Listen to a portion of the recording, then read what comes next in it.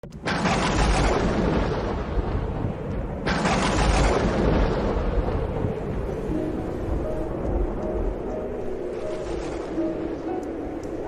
Seigneur soit avec vous. Et avec votre esprit. Évangile de Jésus-Christ selon saint Luc. Gloire à toi, Seigneur. En ce temps-là, Jésus se rendit dans une ville appelée Naïm. Ses disciples faisaient route avec lui ainsi qu'une grande foule. Il arriva près de la porte de la ville au moment où l'on emportait un mort pour l'enterrer. C'était un fils unique et sa mère était veuve. Une foule importante de la ville accompagnait cette femme. Voyant celle-ci, le Seigneur fut saisi de compassion pour elle et lui dit « Ne pleure pas ». Il s'approcha et toucha le cercueil. Les porteurs s'arrêtèrent et Jésus dit « Jeune homme, je te l'ordonne, lève-toi ». Alors le mort se redressa et se mit à parler, et Jésus le rendit à sa mère. La crainte s'empara de tous, et ils rendaient gloire à Dieu en disant « Un grand prophète s'est levé parmi nous, et Dieu a visité son peuple. » Et cette parole sur Jésus se répandit dans la Judée entière et dans toute la région. Acclamons la parole de Dieu. Louange à toi, Seigneur Jésus. Pour nous les chrétiens, le Christ est le modèle. Il est le chemin que nous devons suivre. Et cela implique que non seulement nous nous approchons du Seigneur lorsque nous avons besoin de lui pour demander de l'aide, pour demander le pardon de nos péchés dans la confession. Il est le modèle pour notre vie, pour notre quotidien, et donc, il doit être celui qui illumine notre manière de nous comporter. Il doit être celui qui illumine notre manière de vivre. Nous devons nous comporter à la lumière du Christ. Comment le Christ veut-il que je vive? Comment le Christ veut-il que je me comporte? Dans l'évangile d'aujourd'hui, le Seigneur nous enseigne comment Dieu nous aime et comment nous devons aimer. Comment Dieu nous aime, nous, et comment nous devons aimer notre prochain. Dieu est celui qui prend l'initiative. Il est celui qui fait le premier pas. Il est celui qui va vers les hommes. Il est celui qui voit le besoin de cette veuve qui, en plus d'être veuve, a perdu son fils unique. Elle reste seule, pas assistée. Et Dieu prend l'initiative en amour. Dieu aime en premier, il fait le premier pas. Dieu prend l'initiative et cela implique qu'il t'a aimé en premier. L'évangile dit que Jésus fut saisi de compassion. Le Seigneur m'a créé par amour.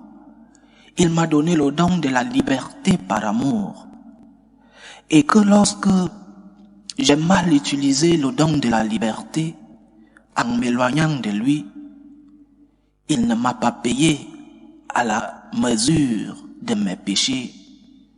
Mais parce qu'il est riche en miséricorde, il m'a tendu la main pour me sauver. Il a envoyé son Fils unique pour mon salut. Et ce Fils unique a donné sa vie pour moi. Quel grand amour, quelle grande initiative de notre Seigneur.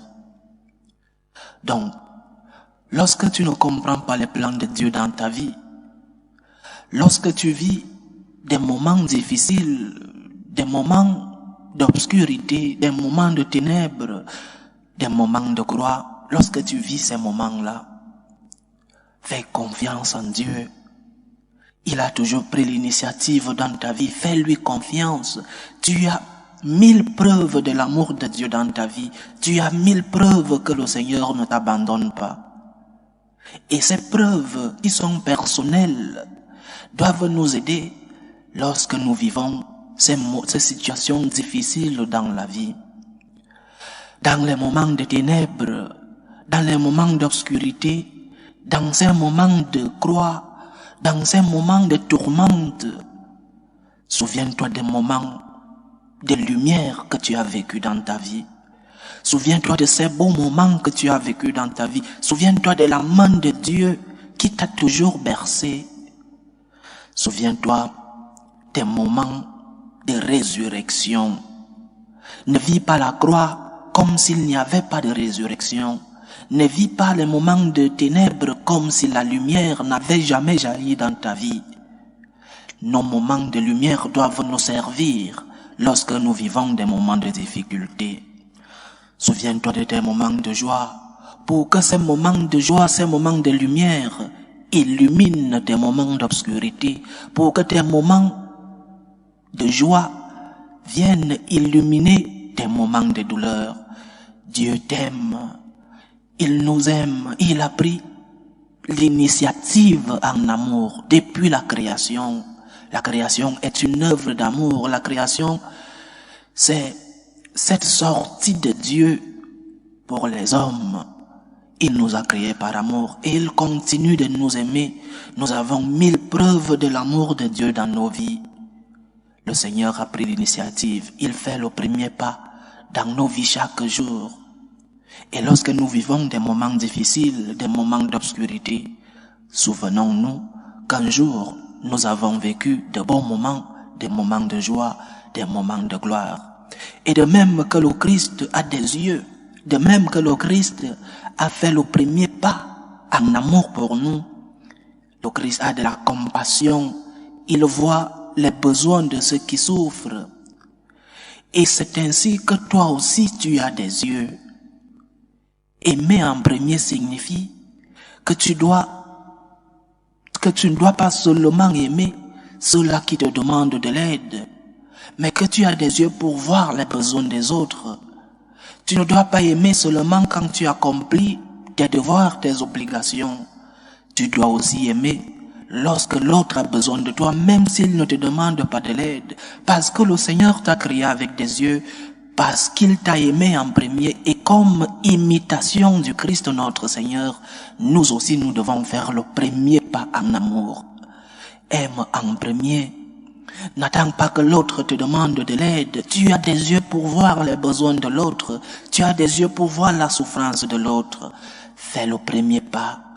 Lève les yeux. Il y a des nécessités autour de toi. Pas seulement des personnes qui ont besoin de ton aide financière, économique, mais beaucoup de gens ont besoin de ton sourire. Beaucoup de gens ont besoin de ta parole de consolation. Beaucoup de gens ont besoin de ton talent, non seulement en parole, mais aussi ton exemple de vie. Aime en premier, fais le premier pas en amour. Et ce point est si important dans nos vies, mais surtout dans la vie conjugale.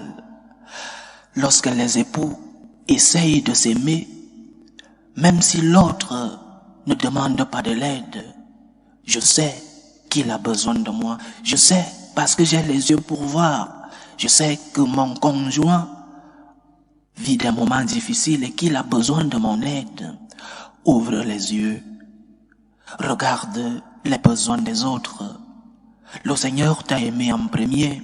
Utilise les dons que le Seigneur t'a donnés. Utilise ta conscience. Utilise tes yeux.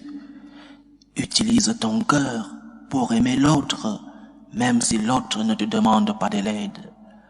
Aime en premier, aime comme le Christ t'a aimé. Que le Seigneur nous aide. Loué soit Jésus-Christ. À jamais.